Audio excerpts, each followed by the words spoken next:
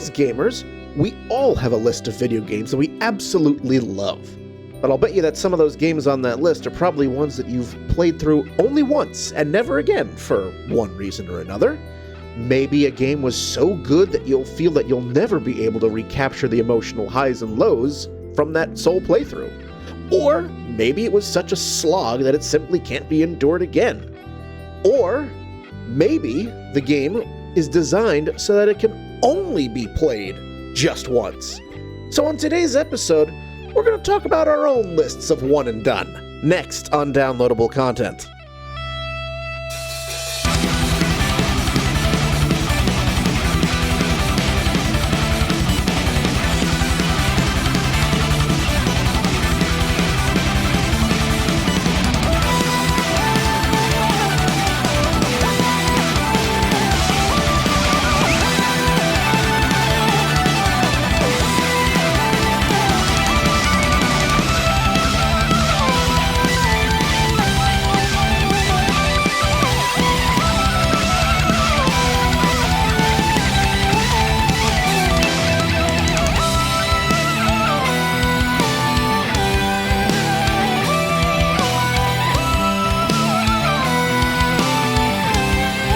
Hello everyone and welcome to another scintillating episode of DLC. I am Brian and with me we have Veronica. Hi. And only Veronica. It's another Brian and Ronnie show, so strap in everyone. Welcome aboard. The water's fine. And we're going to be talking about our own personal one and dones. Games that we have, for whatever reason, for reasons we will get into, have only played just once, and we're cool with that. So, before we dive in, just want to let everyone know, for the 195th time, that every single episode can be found on our website, dlcpodcast.com, and every single episode can also be found on Apple Podcasts / iTunes, YouTube, and on Spotify. So those are all the ways you can get downloadable content into your ears. All right, let us plunge right in, dive into the abyss, as it were, and talk about our one and dones here. So yes, just as I said in the intro, games that, for whatever reason, we've only played just once, and once is enough. And the way that the idea for this episode came to me was I was thinking about board games. I was thinking about specifically the legacy type board games. Board games that are specifically created for a limited number of playthroughs. Games like Pandemic Legacy, where you play about 12 games of Pandemic, but instead of just your regular standalone game, each game has consequences. You're ripping cards, you're marking up the board so that you have it's essentially like a campaign style game. Risk Legacy, same thing. You told me about those kinds of games the last time we saw each other IRL, and I've never even knew that was a thing. That sounds like a blast. It does sound like a blast. And when I years ago, when I first heard about this concept, I tend to be sort of budget conscious. I mean, I only have a limited income, and the idea of plunking down, I think Pandemic Legacy at last check was something like $60 or something like that, and only being able to play a limited number of times before you can't play anymore. I was kind of like, that sounds...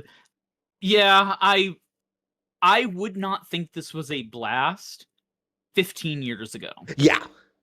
Yeah, like...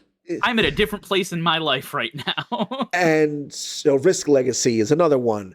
Gloomhaven is a huge one. That's a long game. That's a game that you play over many sessions because it's a campaign-based game. There's like 90 years... Is Gloomhaven always a legacy game? Is there not a regular version of it? I'm not actually sure on that. Okay. I was under the impression that it is a legacy game because This game has about 90 or so quests, but you only play between 50 and 60 of them in a campaign. Okay. So, but it's a long ass game. But yeah, so thinking about those, and one more. I don't know if you've ever heard of the Exit series of board games. Those are basically No. the Exit games are basically escape rooms in a box. Those are literally one and done games. They're like Okay. they're like $10 to $15, and it's exactly that. It's an escape room in a box, and you are using all components of the game, including the box. Okay. The one game that Ethan and I played, we actually had to figure out one of the clues required ripping the box of the game at a certain point to reveal, so those types of games. And I was thinking about this concept. Sounds amazing. If you like escape rooms. Mm-hmm. I've never been to one. Ooh, might have to change that. But I'm open to it. But I was thinking about how this concept sort of translates into video games. Now, I know we do not have a whole lot of video games that are specifically designed for just one playthrough or even like a couple of playthroughs.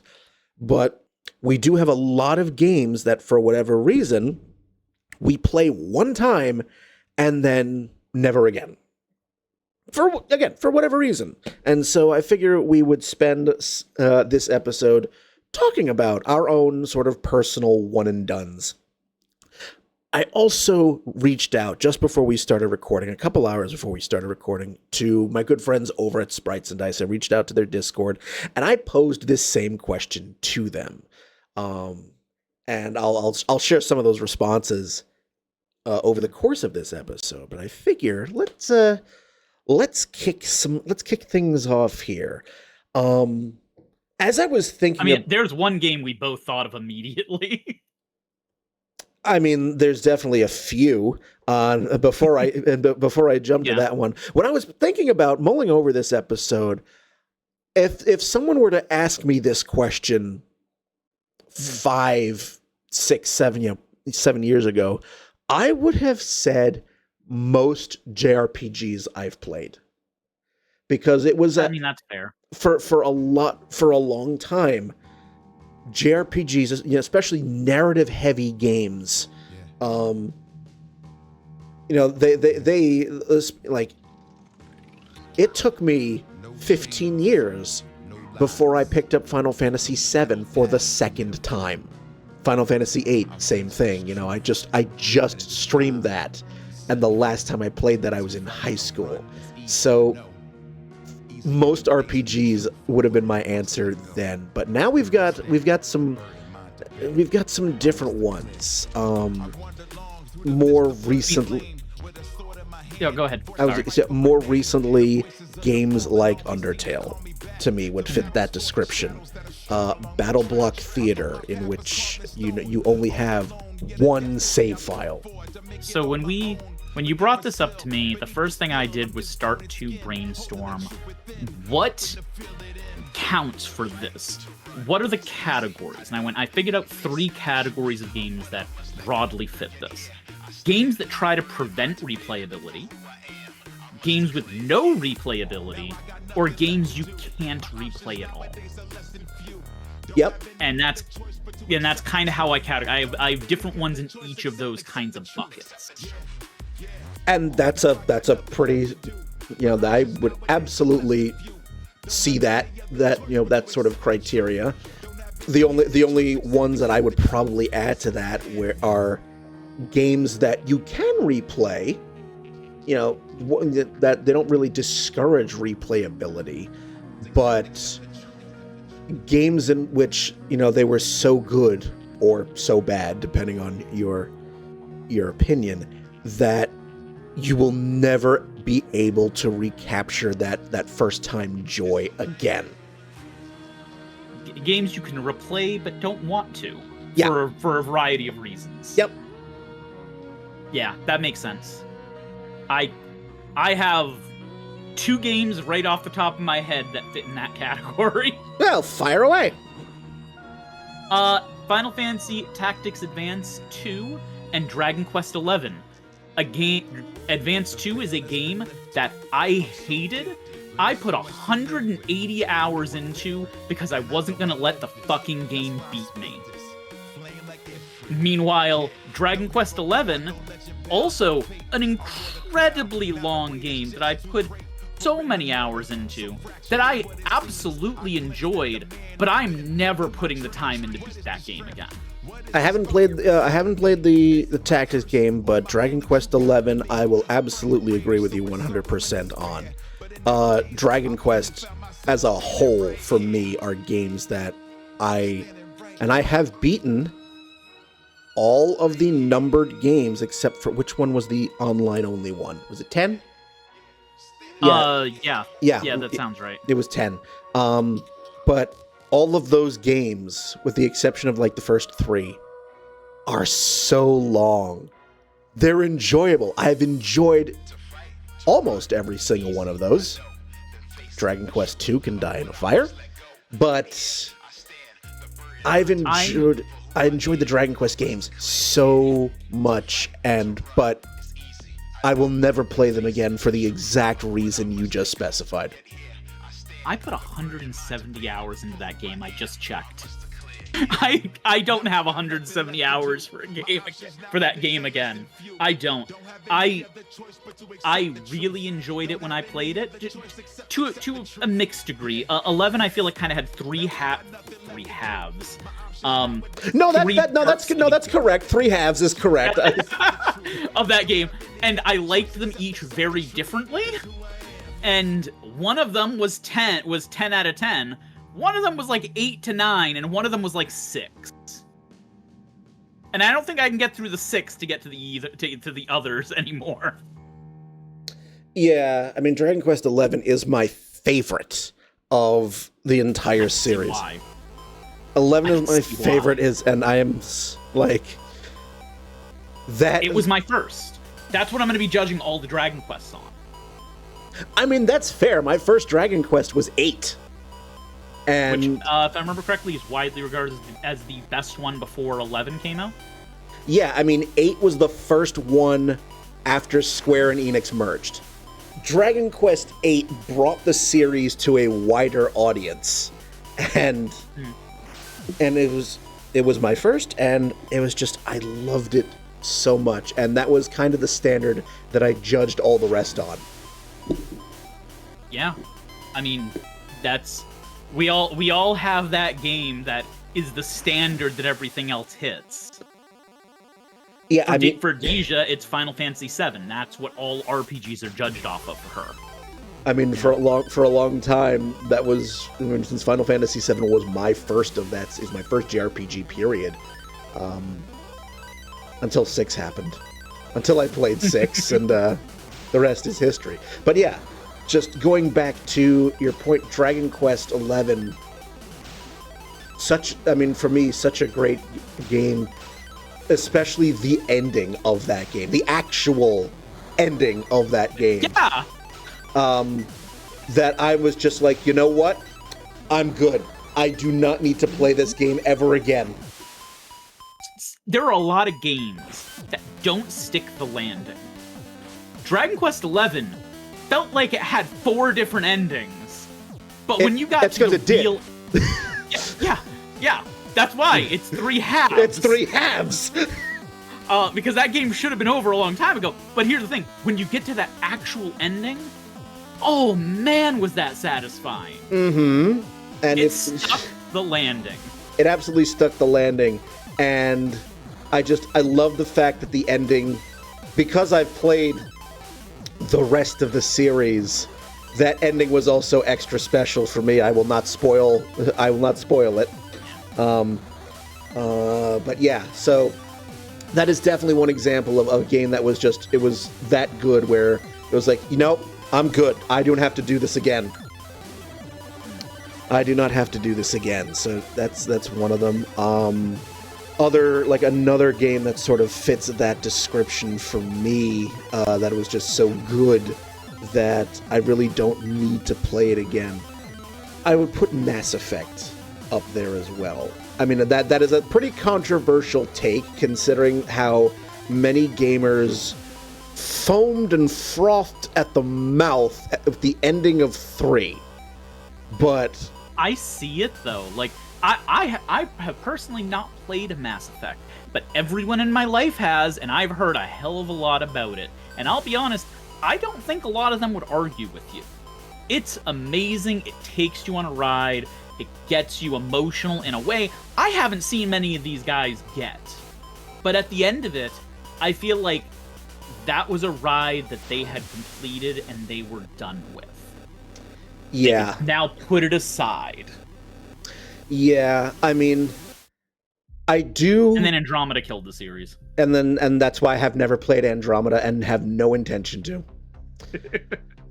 The only thing that might actually change my mind and make me pick up Mass Effect again is that I do own the remake, the Legendary Edition of the game.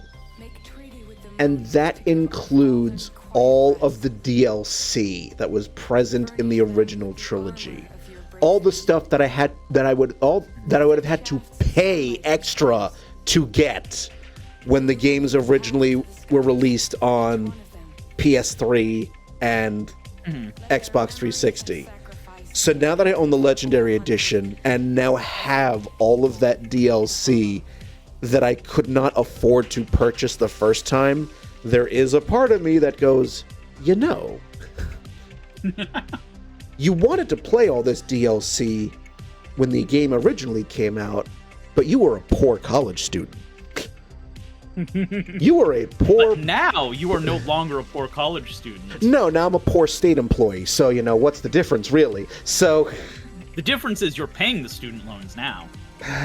Yes, and if anybody out there has a guilt-free, no-strings-attached 40 grand that they can just kindly drop into my bank account so that I can wipe out my student loan and not pay it for the next 7 years, that'd be lovely. Thank you. I would love you forever.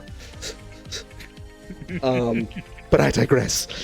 So Mass Effect is another one that would definitely be in my own list of so good that I really don't feel the need to touch it again. Although, again, since I own the Legendary Edition, question mark it might persuade me to jump back in. For games that I don't feel the need to replay, I'm going to put into the same category. Almost every Mario game that isn't one of the... Like, any Mario game that came out after Mario 64. I've played them all. I've played almost all of them. I've enjoyed them. I have never returned to a single one, and I don't think I ever will. Interesting. I would not have expected that, because those games are meant to be played. With Mario Odyssey, I didn't even finish collecting everything. Normally, I would 100% one of those games. I got to the end of the game and I went, yeah, I think I'm good. All right. I think I'm done. And that was odd for me. Mario Odyssey actually had to make me reevaluate, are Mario games still for me? Like, I did enjoy the game for the majority of it, but I was definitely done before I reached the end of that game. And it's Donkey Kong Bonanza right now that made me go, okay, no, I think I just needed something slightly different. Like Bonanza, that ripped me, and I am having an absolute blast playing that game. I've heard a lot of great things about that game. It's real fucking good. But it definitely hits me in a way that Odyssey didn't. I don't know if my experience is reflected in any other people, because I know how good Odyssey... and none of this is taking away from Odyssey. I loved the Rosalina scene. The Pauline scene. Yes, get your mostly similar Mario-looking princesses straight, Veronica. Hey! I was gonna say, Rosalina's my girl! That's who I'm playing in Mario Kart! I loved Galaxy. Galaxy is the only modern one I might return to someday. I probably won't, but it's the only one I've considered. I will still go back to Mario 1, or Mario 2, or Mario 3, or Mario World. But just don't really go back to the others. Mario 64, but much more rarely than the others. I mean, there is something to be said for pure nostalgia. Yeah. Yeah, and you and I both know I don't have a whole lot of nostalgia straight up for games because of memory issues I have. But there are a couple that are just so ingrained in me that even I can still find the nostalgia, and those old school Mario games are that. Yeah. Yeah, like, at this point of my life, like, the original Mario trilogy and Mario World specifically, Super Mario World is still my all-time favorite Mario game. That's the cozy blanket video game for me. That's like, yeah, I've beaten Mario World a bajillion times. I have 100%ed it. You can pick it up anytime. I can pick it up anytime, anywhere. I have found all 96 exits. It's like Mario. Let's say Mario World, Link to the Past, Chrono Trigger. Those are the ultimate comfort games for me. Super Nintendo is the GOAT. There, done. There you go. We do not need to play a single video game again post Super Nintendo. That's it, everyone. Hey, I love PlayStation. If any of you have any questions on this episode or any other episode, the podcast is over. You have me to blame. That's it. Done. Set it all on fire. Cutting the budget right now. But Do you have another one you'd like to talk about? Oh, so this is one that I've enjoyed, and I've only played once. I would not have expected it to have gripped me the way that it did, but I will never be able to recapture that curiosity again. And Gone Home. Okay. Yeah, I can see that. Gone Home, which, it's considered a walking simulator. But which is such a derogatory description for a whole host of good games. Yeah, because I hear that and I'm like, okay, so what about all of those point and click games that I grew up like Myst and Riven? What, you're gonna call those walking simulators as well? I mean, No, they would call those puzzle games at this point. No, sure. Semantics. But Gone Home, that was one of those games that I could not stop playing. I mean, it's a short game. It's like a 5-hour game. It was just the way that story unfolded and all of the different thematic points of that game. Like, it's set in the 90s. There's a more than just implied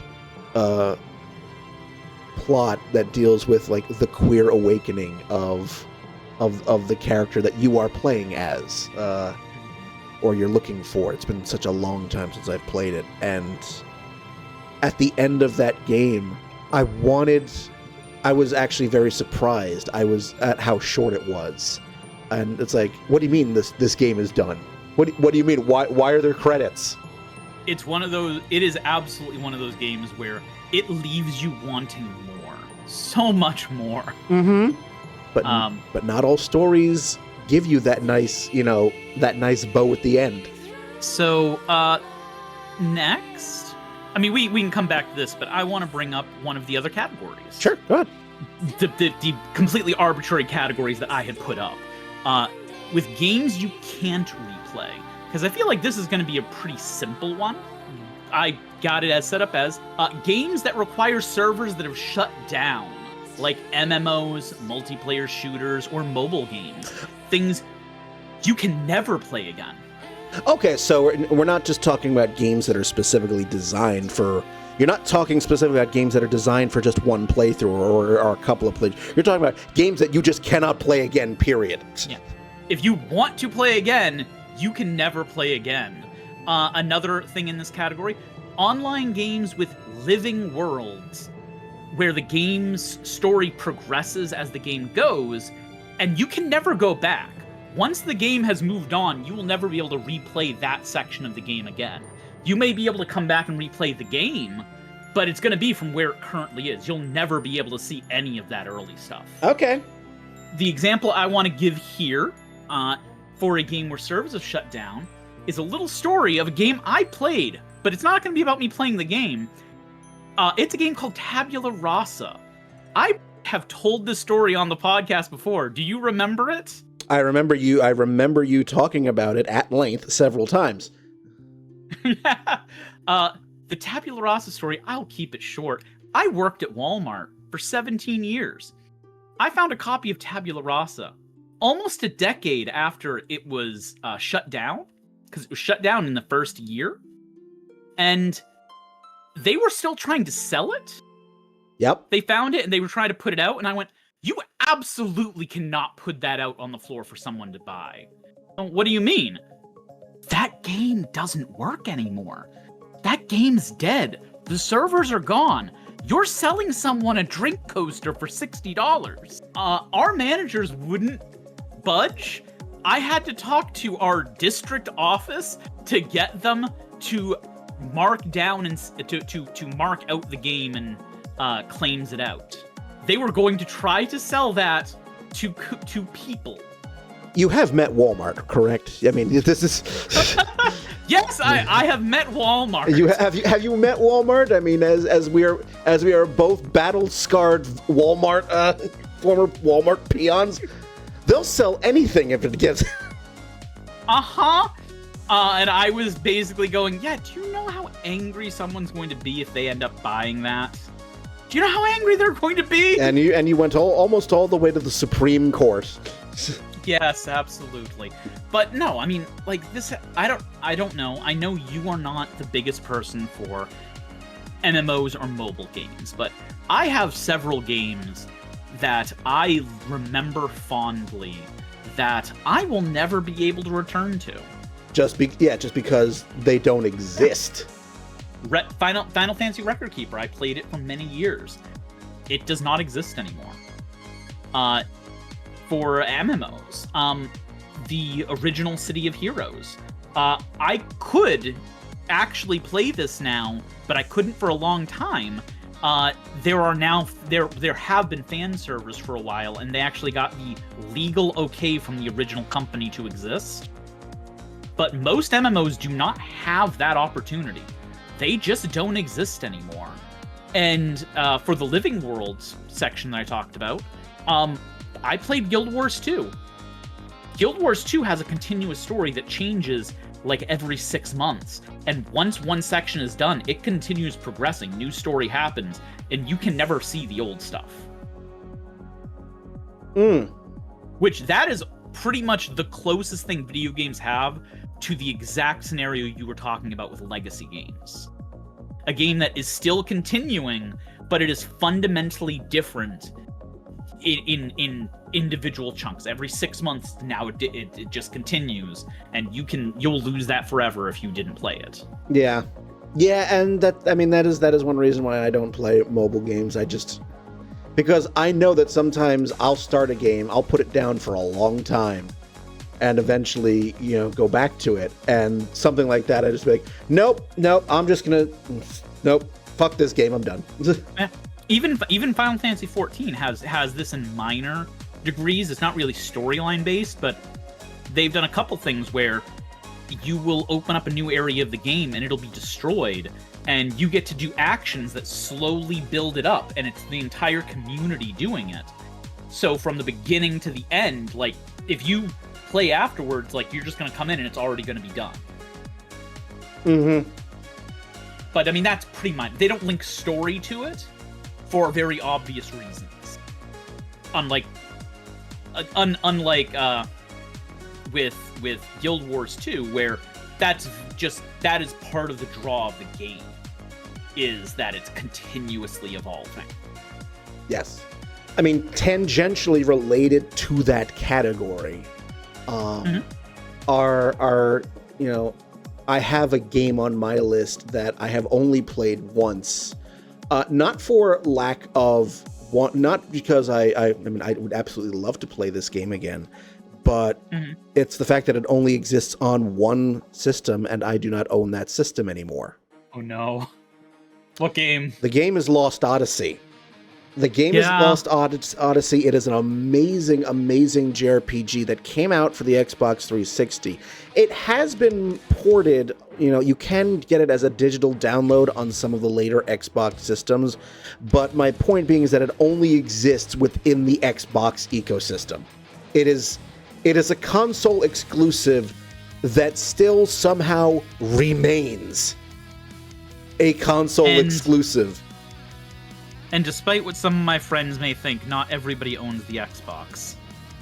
Yeah, like this came out. The original game came out on the 360, and I loved it, and I loved it so much. But I don't own a 360 anymore, and it has not been It hasn't left Xbox, and yeah, I'm sure that I can probably figure out how to set up an emulator for it, but it's not quite the same as the story progressing, and chunks of story doesn't exist anymore. But it's simply a matter of I don't own anything that can play the game.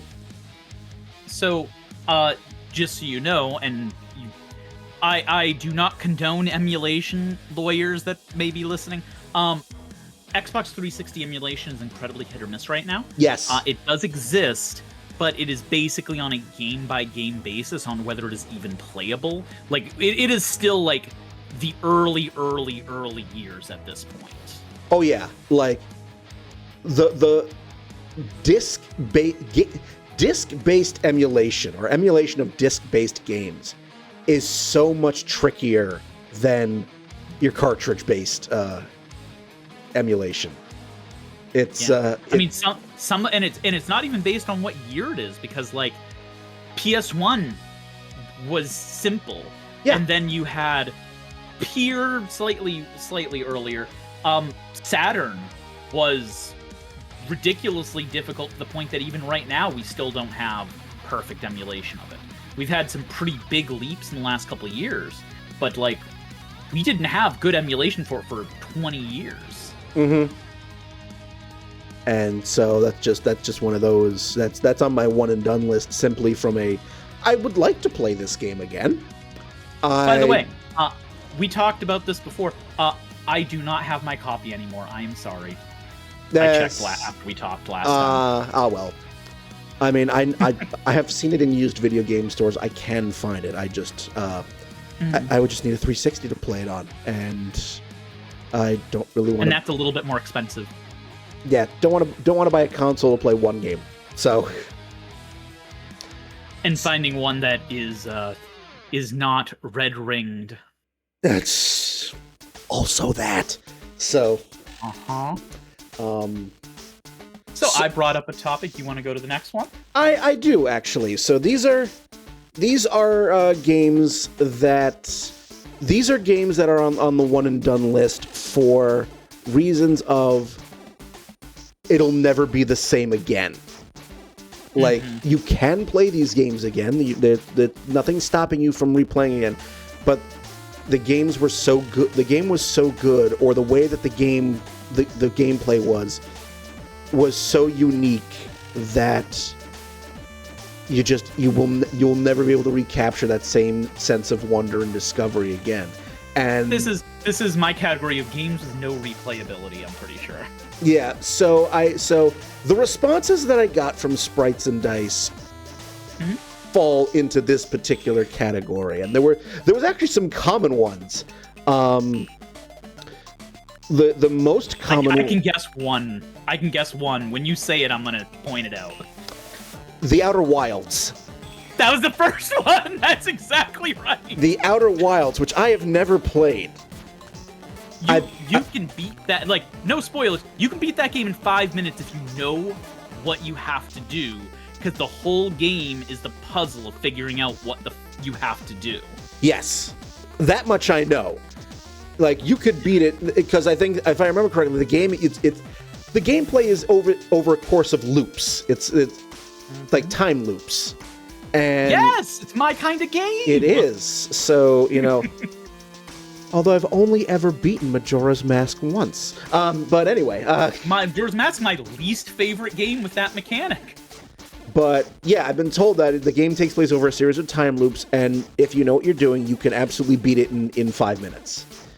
But it's the type of game where the game is built around discovery as a mechanic.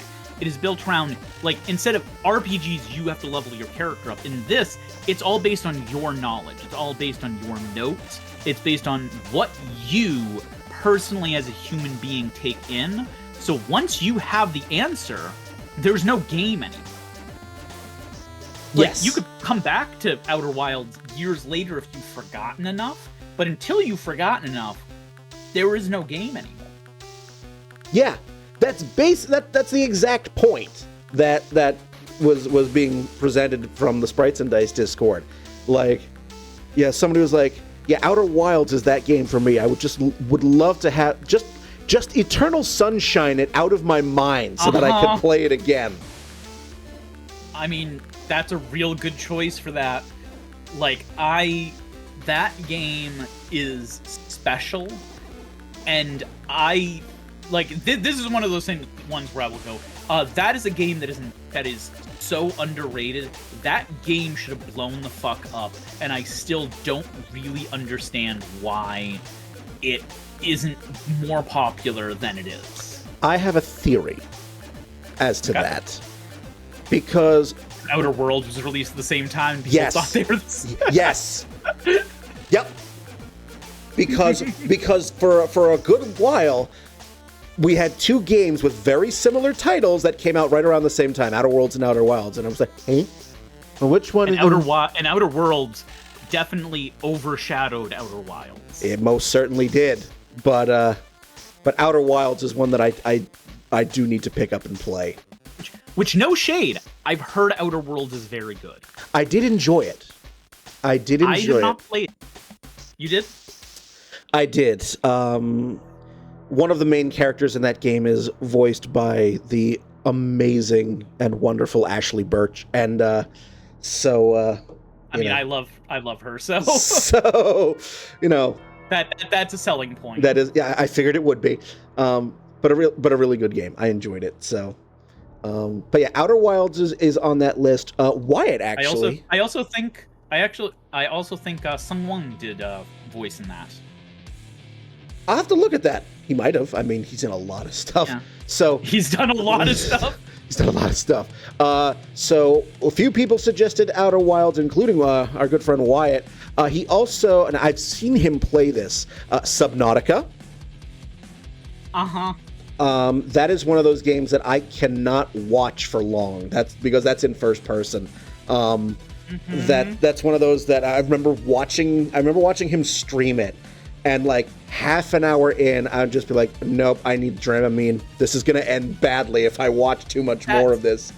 So I haven't seen it yet, so I don't know if I'm gonna have that issue. I have had that game recommended me by so many people.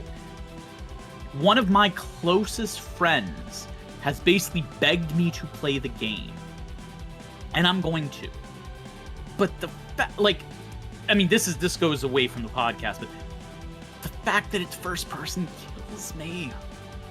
Yeah. Anybody who's heard a bunch of these podcasts, you all have heard that I don't really jive with first person games of any sort. Yet you were able to play Resident Evil 7. Yeah, it's one of the few exceptions. That and BioShock are basically the two exceptions, and both of those are games that would be better if they were third person. I mean, I think all games would be better with third person because I was able to get through all the BioShock games without a problem, but Resident Evil 7 I couldn't. After 30 minutes, I just said, nope, I'm gonna get sick. So, but anyway, but I digress. You are basically the only other person I know that first person doesn't click super well for. Though for you, it's for a very different reason than for me. Yeah, for me, it's purely physical. Yes. It's so Outer Wilds was on that list. Subnautica. Let me guess one more that I'm guessing that they're gonna have on there. Return of the Obra Dinn. No, but that game did get pulled up in my research. Yeah. That is a game that did get pulled up in my research. I own that game. That's on the eternal backlog.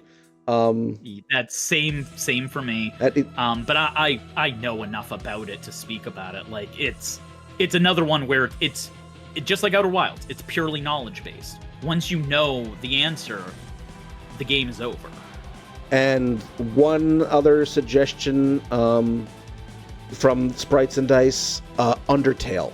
They included Undertale in this list. There was. Maybe we pause Undertale. You want to pause Undertale? Okay. Basically, we're almost through my notes on games with no replayability. Let me say my little piece, and then we can move on and give Undertale its due. Sure. Other games with no replayability. Basically everything in the puzzle or old school adventure game genres. I can see that. Once you know the answers, there's no more game. Now, the adventure games can be real weird so that it's easier to forget after a couple years. But still, as long as you have that knowledge, there is nothing to replay. I'll give you one exception to the puzzle genre, and that's Tetris. Yes. I mean more of the puzzle game genre of a game where you do puzzles to progress, things like Myst. Mm-hmm. Yeah. Yes. So less so puzzle game, Tetris, Puyo, like any of the high score puzzle games. Yeah. So like Portal, for example, that's one. Yeah, absolutely. Portal's actually probably the one that has the most replayability in there, just because of how creative you can get. There's not just one solution. I think that gives it more replayability. Yes. There's more than one way to get through each level, but it amounts to the same thing. Yeah, absolutely. The final one that I list under games with new replayability, games built around a linear story without variance mechanics. Basically, that's a complicated way of saying at least a portion of visual novels. Okay. Games that are about a story, like a visual novels that have branching paths, mechanics that introduce variance into the game. That's not what I'm talking about. I'm not talking about I Was a Teenage Exocolonist. I'm talking about probably half of the visual novels on Steam that are just linear stories that you're going through. Once you've completed it, you can go back, but you're not playing it. You just are re-experiencing the same story again. It's rereading a book. I mean, you could put Gone Home in that list. I mean, you could put, most of the... Gone Home would probably fit under this category in my little way of categorizing. Yeah. I have to categorize things. Have you noticed that? That's forever and a day. Speaking. Yes. You like things in neat little boxes. I won't begrudge you for that. I do. Speaking of a game that doesn't fit in a neat little box of genre or anything else, we have possibly my favorite game of all time, and the first game I thought of when you told me about this topic. We have Undertale! Oh, hey, we have circled back. There we are. I was waiting. Circled back. This is the first game under my games that try to prevent replayability category. Yeah, and it does. I mean, like in a couple different ways. Yeah, like you have 3 paths, 3 possible endings. You have your neutral, your genocide run, and your pacifist ending. And the thing about that is that every time you restart the game, the game remembers. And so it's like you can never, once you start it and once you complete a run of it, you can never ever have a fresh first time playthrough again unless you wipe all traces of it from your system or buy it. There is an exception to that. There is one way in game of doing it. But that actually leads into my other way of preventing replayability. So Undertale primarily prevents replayability with memory. It hides files on your computer that are not in the save file. If you wipe the save file from your computer, it still remembers. You have to follow a guide for where to go in and what to delete if you really, really want to start over. And you can do that as long as you're not on a console.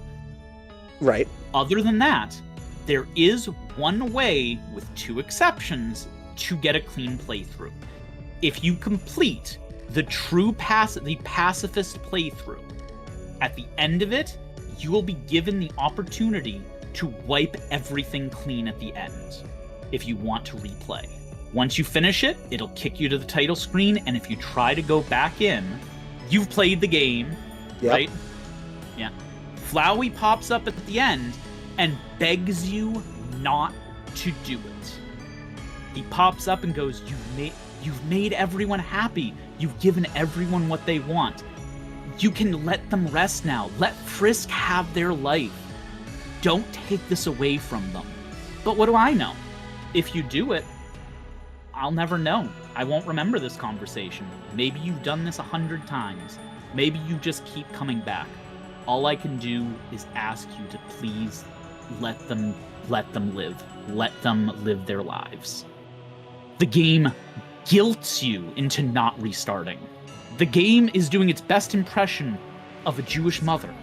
I wish Flowey had a Jewish. Had Jewish accent. Hey, I'm just a flower. I'm just telling you, let them live their lives. Why you want to ruin that? Yep. Don't take that away from them.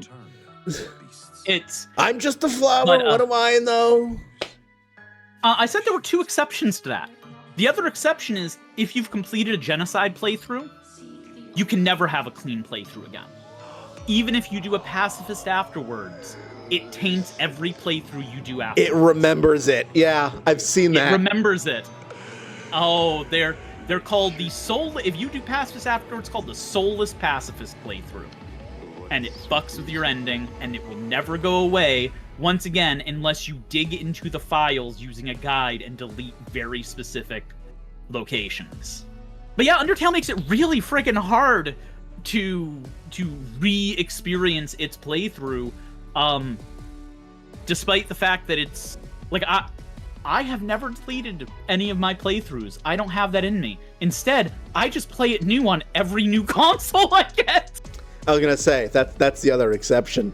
Like, the person in the Sprites and Dice Discord who put Undertale as a response to my question said, I know a bunch of friends who, once they got that happy ending, refused to ever touch the game again.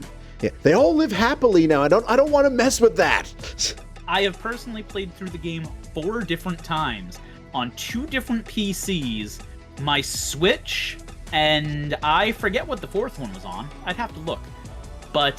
And that's not counting times I've been around that Deja has played it or a friend has played it. Yeah. So, like, it's... So for me, there's plenty of replayability. For most people, there's not. Yeah. So, the game is not meant to be constantly replayed. It's not meant to. Yeah, absolutely. I have another game that I have for this category. Games that try to prevent replayability with emotion. Emotionally difficult games. Ones that you play through once and you might be happy you played through, but you are not going to pick that up again. For me, it's basically the video game equivalent of Schindler's List, which is a movie I'm glad I saw, I will never be able to watch again. It hit me with too much. Mm-hmm. And games, there are some games that hit you with too much. I have 2 examples. The first one I have not played, the second one I have. The first one is Spec Ops: The Line, if you've heard of that. I've heard of the Spec Ops series, but not that specific. Spec Ops: The Line was notorious. It is, on your first glance, an entirely mediocre first-person shooter. It doesn't look different. It doesn't look like it does anything special. All the mechanics look the same. When you start it up, it feels like you're playing a perfectly adequate shooting game. and then you get to the trauma and the PTSD, and you realize you're basically playing Apocalypse Now, the video game. This is about your character going through trauma and falling to madness as you get the realistic effects of what somebody who went through a first-person shooter would actually deal with. It is really hard to watch. I've watched playthrough of it. I have not actually played the game. But it's one of those ones where it's, okay, this, you can, like, people, I've talked to people about it. They're glad they played the game. They're never going to play that game again.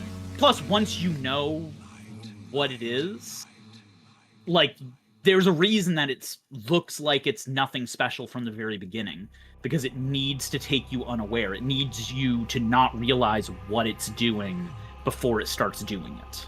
In a similar vein, another game, about tragedy and death during war, one of Wyatt's responses was a game called This War of Mine. I knew that was coming. As soon as you started describing it, I went, This War of Mine, isn't it? Yeah, that's one of Wyatt's. I've never played it, but yes, I can absolutely see that.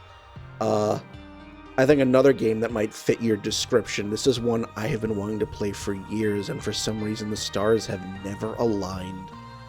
Journey. It's so short. I wish I would say, Brian, I'll play it with you the next time I'm visiting. I played that game for the first time last year. I hated the game. All right. I think you will love it. I think you will really enjoy it. It seems like it is your kind of game. Well, I mean, I've heard some of the music. It's fucking gorgeous. The music is not my complaint. The music is wonderful. No complaints there. But I have not played the game, so I mean, it's on my list. I definitely go. It's so short. You could finish it in a night. Like, I would say, knock that up your list a couple places. As somebody who did not enjoy the game, I think you would really like it. All right. Nice. Another. So oh, sorry. Can I get another one in? Yeah, go ahead. I had one other one in this category. Ones that are emotionally difficult to play. And this might already count because we talked about visual novels already. Yep. Doki Doki Literature Club. I saw that one show up in my research for this episode. So I would replay this game if I was showing it to someone. I don't think I would ever replay it on my own. Now that I know everything and I've seen everything, 100%, I adored that game and I really enjoyed it. I wanted to see more of it, but I don't want to replay what was there. If I wanted more Doki Doki Literature Club, at this point, I would probably go and download a fan sequel. There you Some go. kind of mod. But, like, holy crap. Like, it's not just the story that, you already know the story. Like, as I said, games built around a linear story, you don't have a whole lot of replayability unless you just want to re-experience the story. But, like, emotionally, that game punches you in the heart a couple different times. Mm-hmm. Even if you know what you're getting into, which Deej and I both did. Like, we didn't know everything, but, like, we knew enough of what it was. And still, it was the kind of thing of, you might know what's going on, but you're still, like, you don't know all the details, and it's still gonna hit you. Yeah, I can see that. I can see that. Okay. So this is one more game. We're about done with the first half, so I'll give you one more game that probably fits under that emotion category, at least for me, because I am not a completionist. So this is a game that I will probably not return to. Celeste. I can think of like 3 different reasons you might not return to it, even if you loved it. What are yours? The narrative. Mm-hmm. The narrative, while it does not personally relate to my own my own timeline and my own history, it definitely rings true for several others. That's my first reason. The second reason, oh my god, it's so difficult. Holy shit. That is a hard game. I love platformers. I enjoy platforming games a ton. I spent 7 hours in a single stream playing that game from start to finish. And yes, I mean, if you are a completionist and a fucking masochist, you could try to 100% the game. I'm not going to do that. Thank you, though. Yeah, don't. You will break something. I want to enjoy the game. I have connections to it, being a trans woman. Before I've even played it, I already have some emotions about the game. And I also have emotions about the game because it was my brother's favorite game before he passed. Yep. And I am, you know this, I'm currently saving it to play through on a charity stream in honor of him. Yep. That me and a friend of mine are going to be doing, hopefully relatively soon. But I am not going to 100% the game because I want to continue to enjoy the game. Yeah. If I 100% that game, I will never come back to Celeste, even if I manage to do it. And you want to know what? Considering how much it meant to my brother, I'd like this to be something I can come back to in the future if I want to kind of feel close to him again. And absolutely. That's why for this type of game, Celeste is one of those that you can absolutely replay it again. Go right ahead. Mm-hmm. It encourages that. It's a platformer. But I know this was for me personally. I have played through it. The story's not going to change. I've played through it. It was an emotional story. It's also a fucking difficult game. How you feel about that game? We'll end on this. How you feel about that game is how I feel about So You Want to Be the Guy. That is the ultra difficult game that I beat. And I will never play that motherfucker through ever again. I beat that game so I never have to see it again. And I enjoyed it, but I never have to see it again. I have one or two more that are on that list, but I'm going to save that to start the second half with. For second half? I'm going to save that for second half. So we'll cut that off here, and then we'll put a nice bow on the first half. On our second half, we will continue this discussion. And so I'm just curious what are some of yours? Feel free to let us know. So we're going to take a break. You'll have some music, as is our custom. And you'll hear more of myself and Veronica just blather on. So you're listening to Downloadable Content, talking about our personal one-and-done video games. See you on the other side.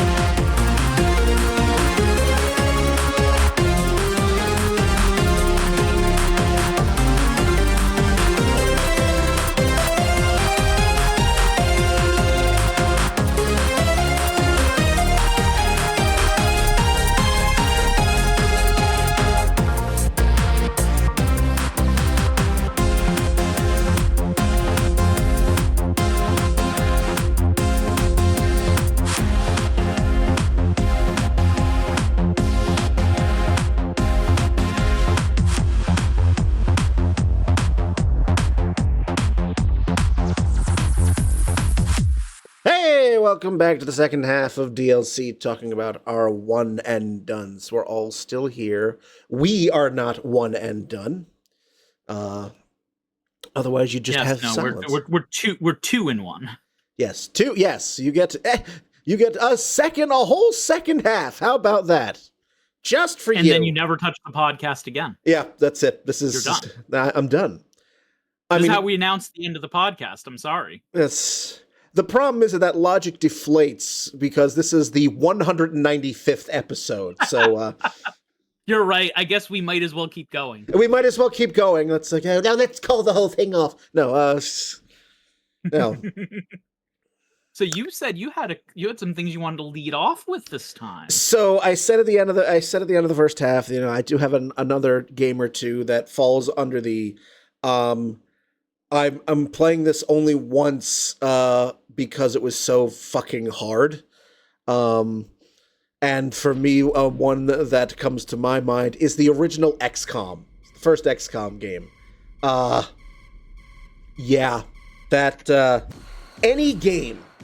Any strategy-based game where you are standing point blank next to someone and you have a chance, you are putting the barrel of the gun on their head and you still miss. If I wanted to play XCOM again, I'd go play Mario plus Rabbids Kingdom Battle. Yeah, I mean, you want to talk a game that still conforms to XCOM logic, but anyway.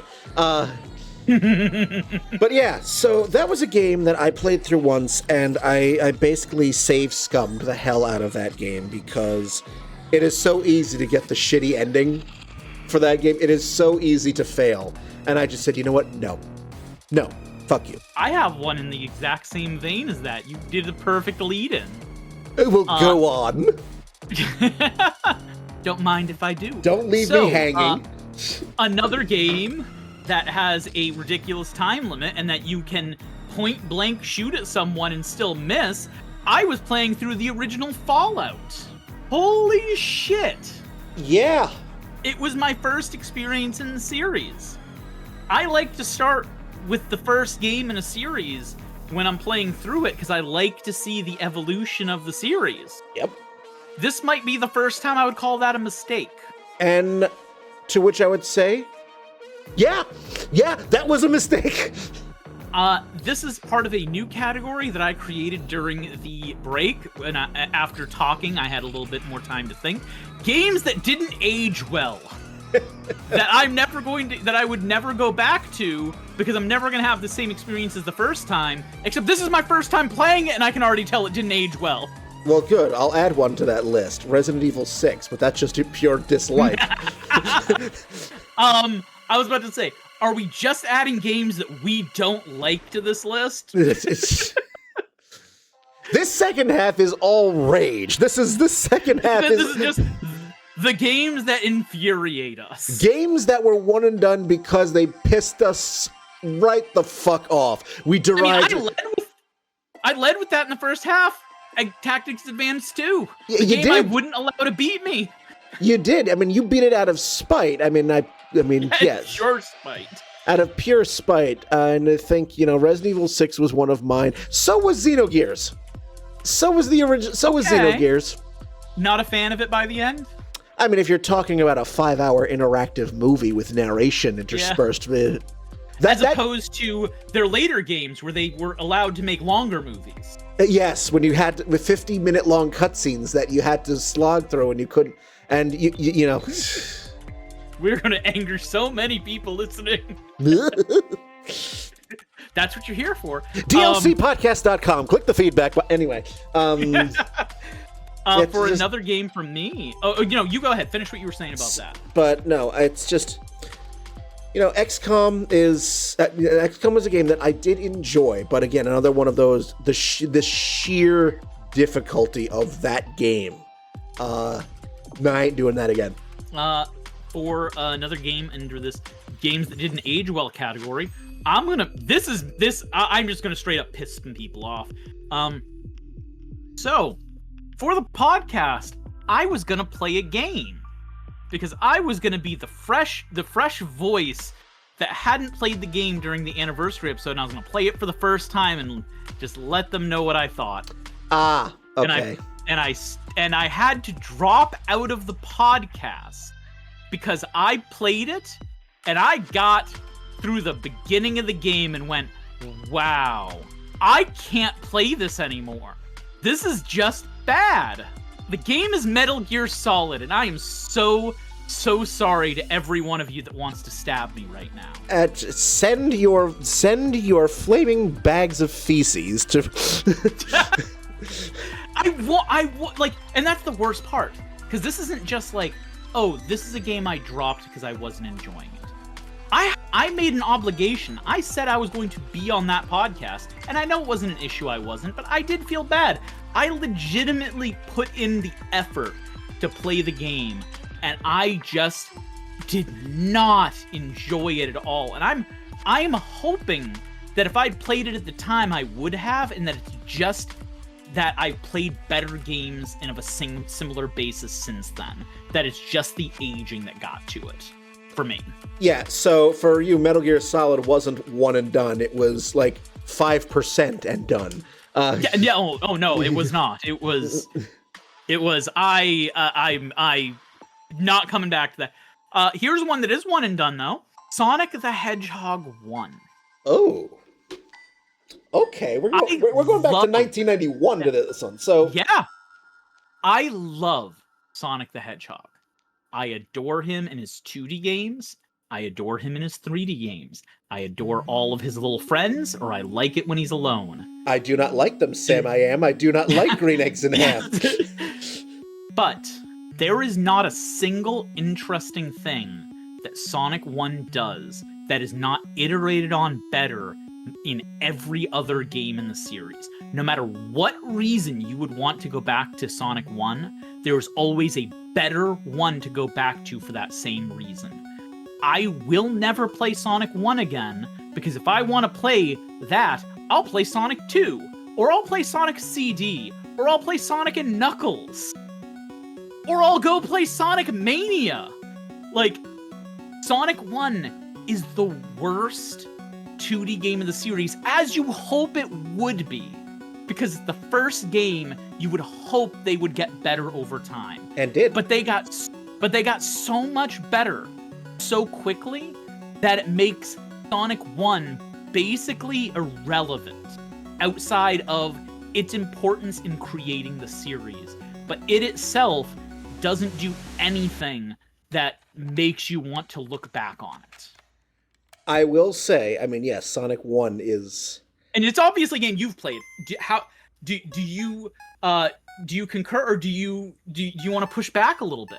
I mean, I do. I can absolutely agree with a good chunk of that, because the first Sonic the Hedgehog game I ever played was 2. That was the first Sonic game I played. That was my introduction to the series, was 2. And it was later on, I beat 2 and I went back to 1. And like, the quality of game is just, it's so different. It's so different. It is immeasurable. Yeah. The difference between Sonic 1 and 2 or CD, which were in development at the same time as sequels to the first one. Yes, and So yes, it's one of those games in which there was so much improved upon in 2 that, 1 looks probably quaint by comparison. Which again, you would expect that. It's the first game of a franchise. You wouldn't expect them to hit it out of the park right off the bat. I will say though, if you ever felt like playing Sonic 1 now, get the Sonic Origins version of it. Yeah. Because all of those things that were in the later games, they brought back into Sonic 1. So, Yeah. Also, infinite lives. So I was gonna say, Sonic 1 is not one and done for me, because I did play it a second time. I replayed all of the original Sonic games like 2 or 3 years ago, because I hadn't played any of them since childhood, and I wanted to get them on because I keep track of all the games I've beaten, and I wanted to have a modern take on it. And after replaying Sonic 1 again, I went, yeah, I'm never going to need to do this ever again. Yeah, and I still very much enjoy, like, I mentioned that Super Mario World is like a cozy comfort blanket for me. I put the original Sonic games also in that big old comfy blanket. For me, Sonic 2 is that game, but after replaying all of them, my favorite of them is Sonic CD, which is one I was never able to play at the time. Same. I actually only played Sonic CD for the first time last year. I played it for the first time when I did my big replay of the whole series, which was, like I said, a year, 2 years ago, probably close to the same time you did. Yeah, when it was announced that Sega was going to pull all of the original Sonic games from the Steam store and replace them because of Origins. They were going to replace them with the versions from Origins. I went, no, I still want those original ones because I know what you did to the music of Sonic 3 and Knuckles in Origins. You replaced them with all the ones that you had to strike because of licensing with the Jackson estate. But no, I still want.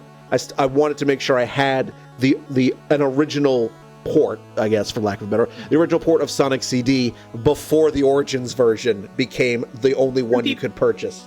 Yeah. People have modded the original songs back into the Origins version. Oh yeah, I'm sure that took all of about 5 seconds, but it really did. I believe it was the day it was released. Yeah, I'm sure someone figured it out immediately, but I still wanted to have those original versions as well. So absolutely, but it is important to have those. Yes, I mean, I have them in like the original Sonic games are one of those, are few exceptions to my only have one copy of a game rule. So, but I mean, my exception to that game are Undertale and Hollow Knight, which I'll just own on every system I own. Yeah, that's perfectly fair. So, all right, steering back a few quantum leaps. Got another one for us? Not one that was that one is not one for pure rage inducing. Another one that is one that you can absolutely replay, but it's designed not to. It's designed not to be replayed because of just how the game is created, how it was built. That's Battle Block Theater. Because in Battle Block Theater, you unlock different skins, different, character bodies. You opined on that. Yes. You unlock stuff. So, and because of that, your game only is tied to your one save file. It's not like many other games where you have multiple save files. So no, you don't have that. So once you've beaten the game, there's no real incentive for you to experience it fresh, because the only things you can unlock after you've beaten it are, again, the hundreds of different character body types that you can use. So if you ever wanted to play it again, like fresh, you just, once you've played every level, you've unlocked every level, you can pick any level you want. But it's like, Which is frustrating because that is probably the funniest platforming game I have ever played. I mean, it's the behemoth. Their brand of humor is incredibly weird, and Will Stamper as the narrator of Battle Block Theater is just hilarious. I'm looking forward to finally seeing it soon. Yeah, that'd be nice. I have to figure out what other platform I can play it on because no, you don't need it on another platform. I'll just sign into my Steam. Okay, there you go. And it's hopefully because I'll have a fresh. You'll have a fresh copy, and maybe we will not have the technical mishaps. Yeah, you just got to make sure you have 2 controllers that are hooked up to your PC. All right, I can do that. But yeah, that's another one of those that I put that as one and done because you only have the one save file, and once you've beaten it, you really can't. Not unless, again, it's another one of those you have to wipe all traces of everything from your system. Just start entirely fresh. Yeah, there's no function. Which you can do, but it hurts to get rid of everything you've done in the past. Yeah. Submitted for the approval of the Midnight Society, I have Five Nights at Freddy's. A game that really should have Dr. Vink in it, but apparently not, so... A game that is so heavily mechanics-based, and once you know how every animatronic works and learn their patterns, you're done. You've beaten the game. Now, there are people who are going to be very angry because they go, you can replay. Look at the custom nights. There's a limit to what you can do. Mm-hmm. If you beat 10, 10, 10, 10 in the original game, you're done with that game.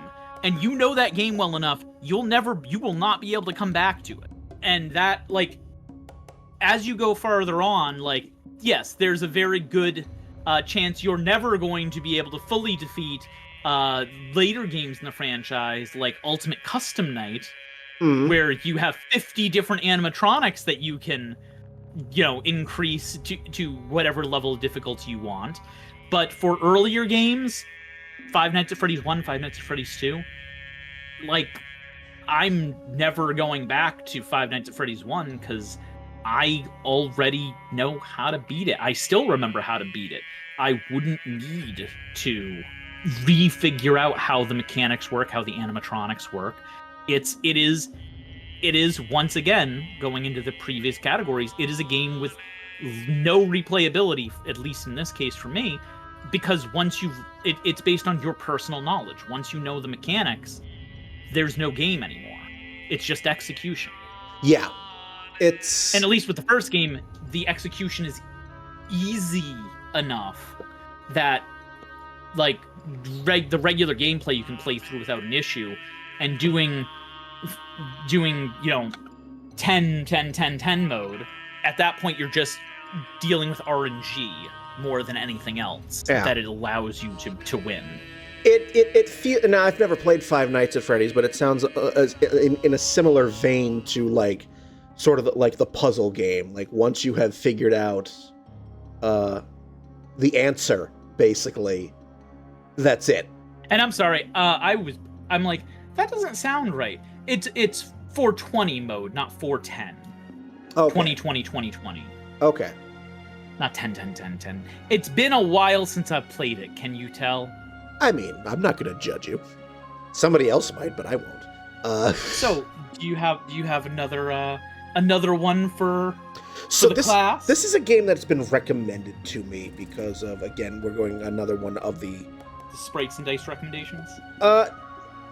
I mean, this was not from the Sprites, and this is not in direct response to Sprites and Dice, but just a game that has been recommended to me because of just how emotional the game is, emotional the story is.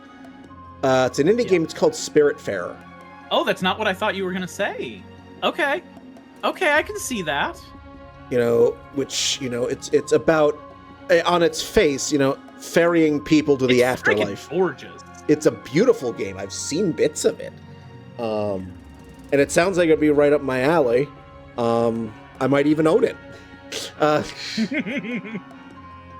check my Steam library. Do I own it? But no, I've seen people stream this game, and I'm like, ooh, that looks fun. Looks like a ton of fun. I think I have limited run games on my Switch. I will probably break down sobbing if I play this game. Yeah. Yeah, that's pretty common from my understanding. Yeah, it's just one of those. I do have Spiritfarer, yes I do. So that's one of those emotional games that it's one of those, once you've played it, you're never gonna get the emotional punch again type of games. Yeah, absolutely. On the other hand, I'm not going to say it has replayability or not, but I will go, at least from my understanding, it's not quite in the same category as like where I put Doki Doki, where it's the emotions hit you, punch you in the heart, and you don't want to play it again. This one, it hits your emotions in a different way. Yeah, it's not out to take your heart and stomp all over it. No. It's basically how you deal with tragedy and grief. Yes.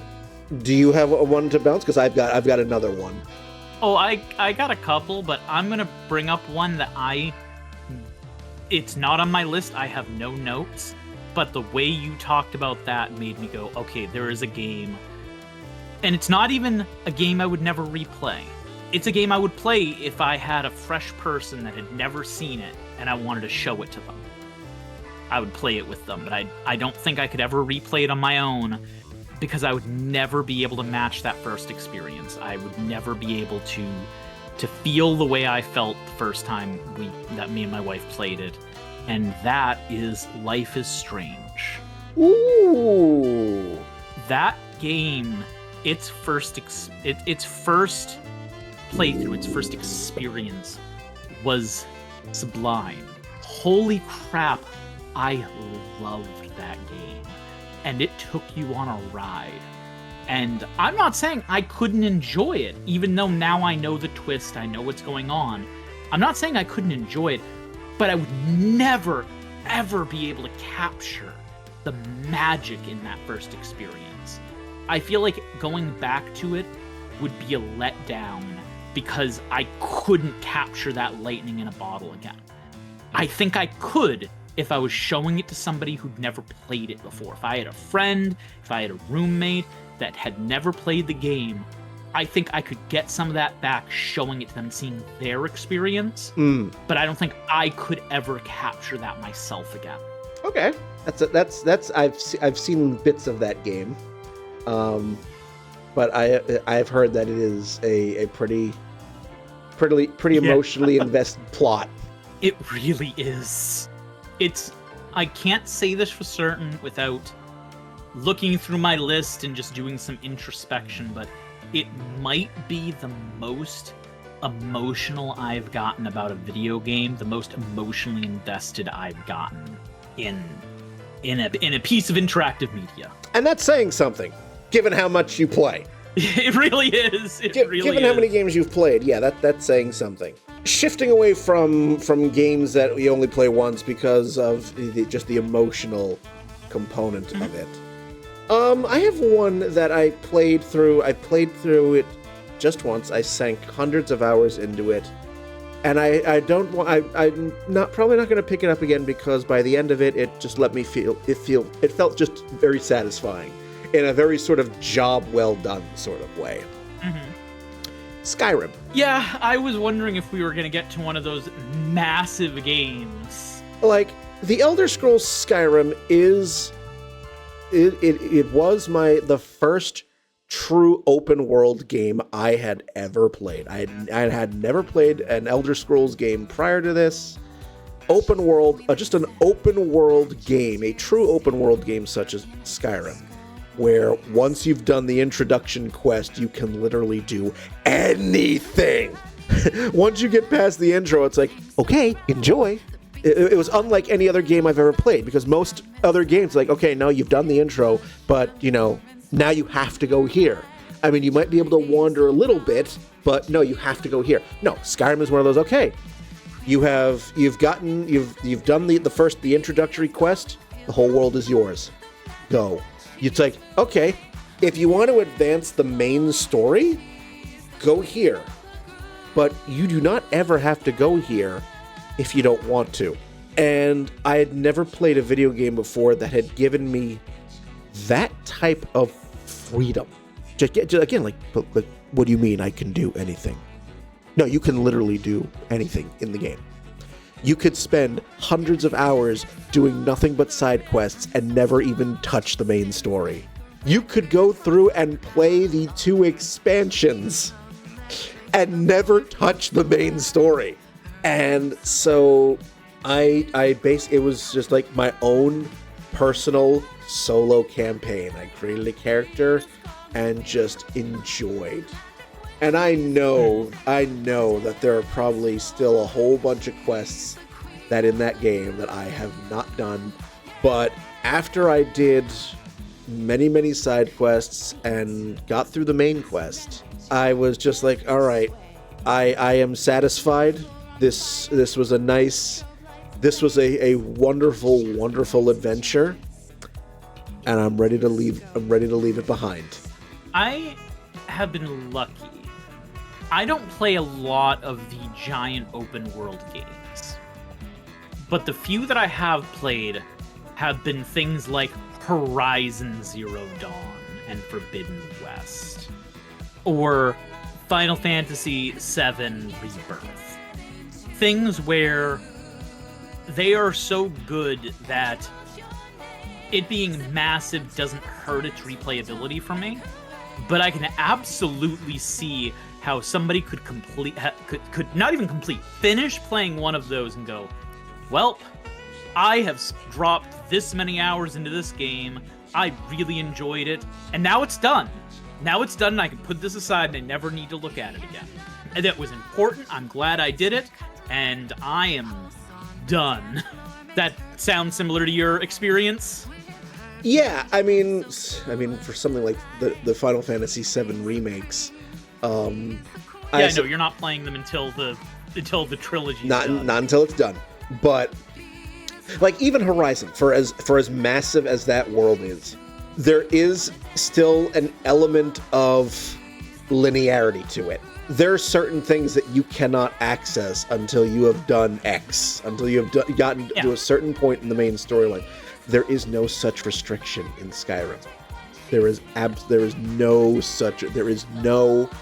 Also, Skyrim, you can just murder important NPCs and the game will just tell you that Destiny is off kilter. You can no longer complete your quest. Do you want to continue? And you can just continue. Yeah, like you can. It is completely. It's an open sandbox, and like there was a certain freedom to that for someone who has just played as many video games as I have, and just the idea of not being at all bound by a linear story. It's very interesting. It is very interesting, and it was just especially for somebody who's used to. I mean, when did you play Skyrim? Not long after it originally released. Okay, I was gonna say if you were used to playing traditional JRPGs, I imagine something like Skyrim would be a culture shock. I mean, initially it was. It's just like, really? That I can do really anything. Yeah, I really can. But it was nice just being able to do that. You could craft your own story. You were your own hero. You could be a hero, a villain, a thief, a werewolf, a vampire. You could do your own. You had your own twists and turns, and it was just you and you alone. I mean, you might have somebody with you. You might have a Thane with you, or your spouse with you in that game, because there is a marriage mechanic in that game. Yes, there is. But after sinking probably between 100 and 200 hours into it, after I felt that I had done enough quests and finally did the main quest, I just felt like, all right, I'm gonna go to one of my houses and just spend the rest of my days there. And it's like, okay, I have not picked up the game since. I can understand that. I have a game that I don't think I can pick up again. And that is the game I like to call Capitalism Simulator, Recettear. Don't think I've heard of that one. Or you don't remember it, but you have heard about it because we've talked about it in this podcast like 3 times. I'm sure we have. I've just never. It's okay. Don't worry about it. Recettear is a game where you play this adorable child who has been saddled with debt from her family. I think from her father. I forget the exact backstory, but you now have a shop and you have to capitalism hard or you lose your house and starve. That's how the game ends if you fail. And it's just this adorable little anime girl and the little fairy who is who you owe the money to. Or who works for the people you owe the money to. And you have to try to build yourself a shop, and the whole premise behind it is it's separated in 2 different sections. You have I think it's an adventurer you hire. You might go in yourself. I thought it was an adventure that goes into a dungeon and get stuff for you to sell. But the big mechanic of the game is you get to take all the items, individually price them with markups, and you get to haggle with all of your customers to try to either get them to accept a higher price or get them, get them to keep the price as high as you can while still making the sale. Uh-huh. Interesting. Yeah, so very, very interesting. I've always liked Recettear. I've played it more than once. Then, I can't play it now. Part of it is I don't think it holds up super well over time. The more of the mechanics you learn for how what customers will accept what's the best percentages, just make the game less interesting, and you can't unknow what you know. I mean, not to get too real, but the world's a little crushing right now, and Recettear really makes you feel like the cog in the machine, as you're playing somebody who's being crushed by the machine, but is also doing the best you can to gouge the money you can out of everyone who comes in. Yes, it's very tongue-in-cheek, but what I could once accept as tongue-in-cheek, a tongue-in-cheek satire of our capitalist system now rings a little bit more true in a way that leaves me feeling a little slimy afterwards. So I don't think I can come back to that game at this point. I mean, yes, I can absolutely see that. I can absolutely see that. A very different reason to not return to it from everything else we've listed so far. That's a unique one. That is a unique one.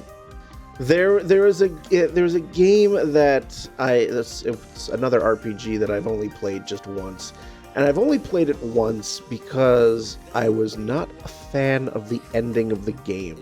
Let's see if it's what I think it is. For me, that is Final Fantasy X. It was not what I thought it was. Okay. Final Fantasy X, and spoiler alert, the fact that Titus is just a dream. Oh, but there's a whole nother game. Oh, there's a whole nother game in which, Yuna is chasing a dream. And don't quit chasing your dreams. Like, when the main character is a figment of your imagination. It, on one hand, I understand. Like, I don't think I feel as negatively about that ending as you do, but I get it. That felt like such a cop-out. It felt like such a cop-out. Like, really? That his whole world was just a dream of the faith. Yeah. And I'm just... I mean, it's not the stinger at the end, though. He figures that out before the final battle, and the whole point is that he knows the others don't, and he's still going through with it, even though he knows he will stop existing at the end. So there's the whole noble sacrifice going into this. It's just Yuna that doesn't. Yeah, and just... But I get it. I really do. I'm like... It's a bummer of an ending. Like, really, Square? You had, first Final Fantasy for the PS2, and it was all just a dream? Really? Really? Okay. Which is generally a plot twist that I hate. The fact that they were playing with it all throughout the game means I'm a little more neutral on it here than I am in a lot of places. But I see why they spent a whole nother game retconning the ending. I mean... Not retconning the ending, but bringing him back. Yes. So I have two games that I kind of put in the same category, which are games I should want to replay and don't. And I'm hoping to explore a little bit on why that is, because I'm actually not entirely sure. All I know is I don't want to replay them. And those two are Indivisible and Okami. I know you're familiar with one of the two. Have you heard of Indivisible? That's a platformer, yes? It is a platformer RPG. Because I own it. So yes, I have It is likely because I recommended it heavily when I finished it. You did I'm pretty recommend... sure I upsold you on it. You've recommended to me, but I won that game in, like, one of Sprites and Dice's... Oh, did you? I won that game in, like, one of Sprites and Dice's charity raffle things. Well, it's a really good choice. That game I gave that game a 10 out of 10. It is gorgeous. It has wonderful music. It has some of the best voice acting I've heard in video games. It has an original story with a plot that is not based around fantasy Europe, that really brings other cultures into the forefront in a good and respectful way. And I absolutely adore the game. We'll pause there. I know you know what Okami is. Yes. Okami is a game that I adore the aesthetic of, adore the music of. It looks like a fucking painting. I adore Legend of Zelda and Zelda likes. And that is what Okami is. It's Zelda with a dog. Yep. Or you're the dog. Yep. I like so much about it, but I struggled to get through it. And now that I've finished it, all I can think of when I finished it is, okay, that's done. I don't have to do that again. And I kind of feel that way about Indivisible, even though it was 10 out of 10. It was one of the best games of the year I ever played of that year. But I went, okay, this is done. This is done. This is part of my past now, and I never have to touch it. And I go, why though? It's so good. Why would I not want to replay it? And I can't really give an answer on that. And I'm wondering if you have anything like that, where, like, I can't give a solid reason that I don't want to replay it, but I absolutely know I don't. Again, there are just some games that you'll never be able to recapture that initial feeling. That's likely part of it. I mean, that's what this sounds like to me. At least that's the vibe I'm getting the most of. It's got, like, it hit so hard and made me, you wanna know what?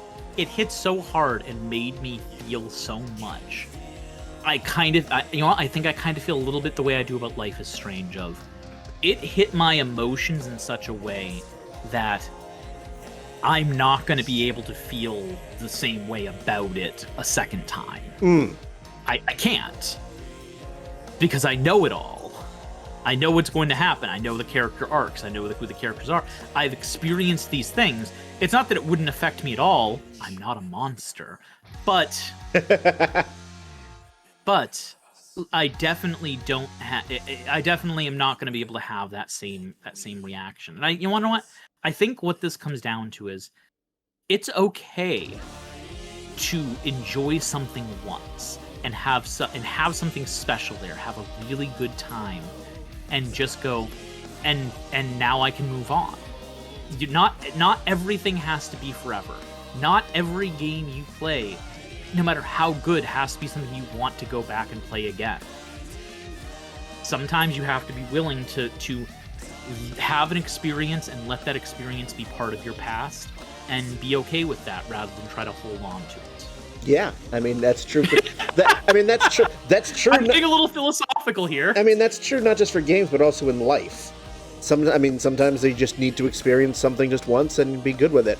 Like, yeah, cool. So I am out of games on my list. I've gone through all the ones that I have. Sorry, I have two technically, but I have one left to talk about. Well then, go do it.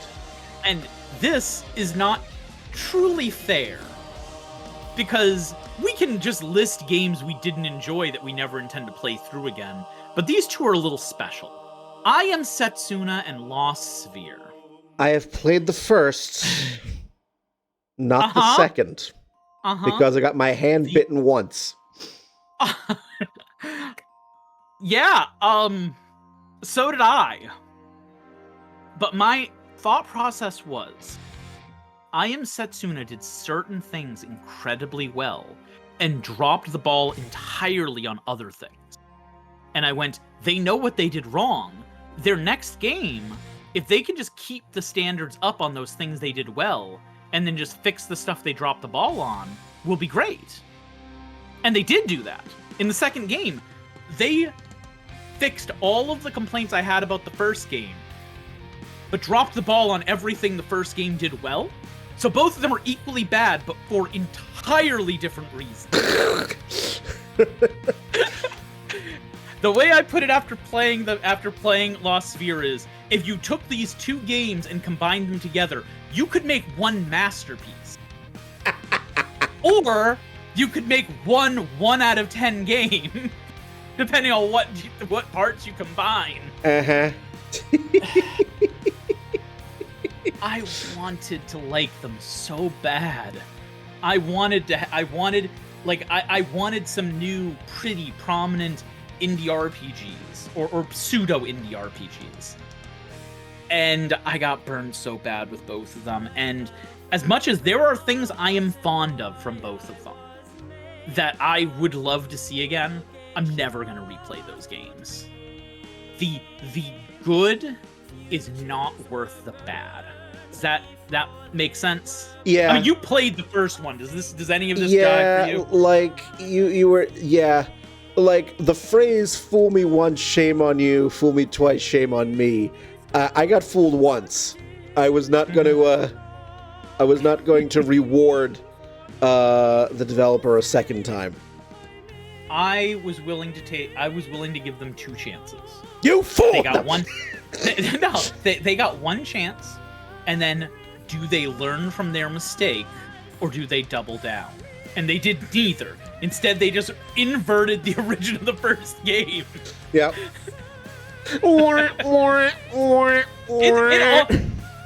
It almost takes more work to make it bad in the exact opposite way of the original.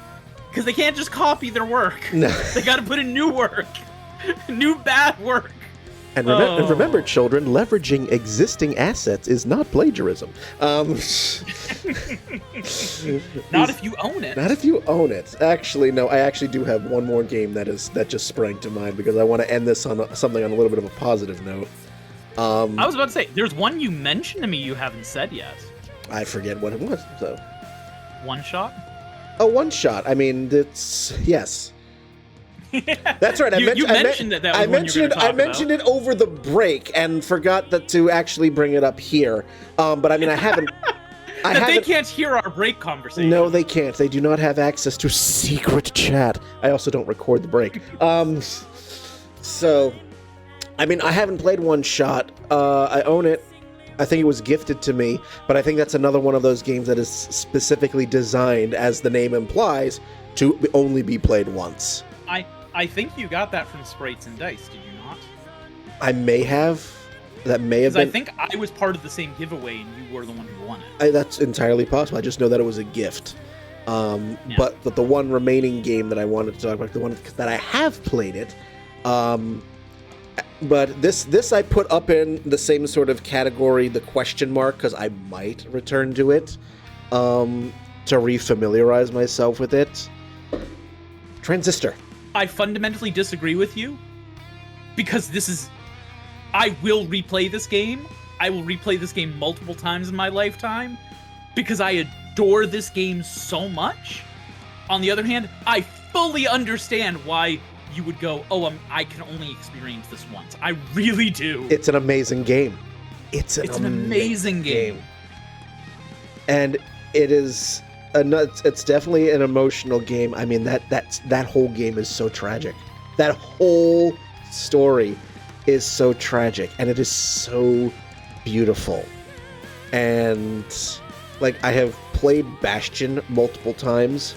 I still will occasionally go back to Hades. Pyre? I feel like it's easier to pick Hades back up than it is to pick up Transistor. Well, I mean, Hades is meant with replayability in mind.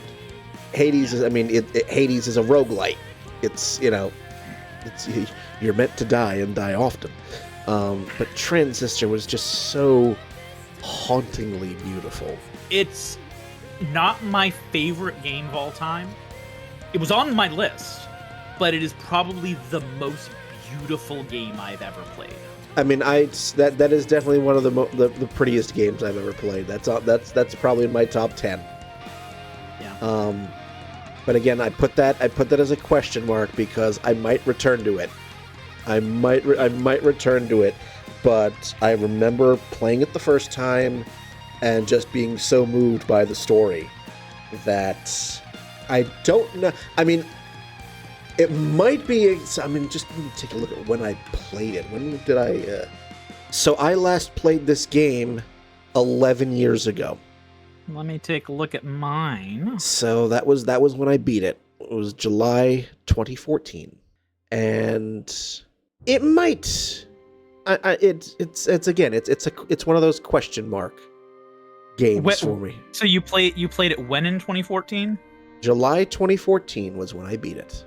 So I played it in October of 2014. Okay. And it was probably a recommendation from you.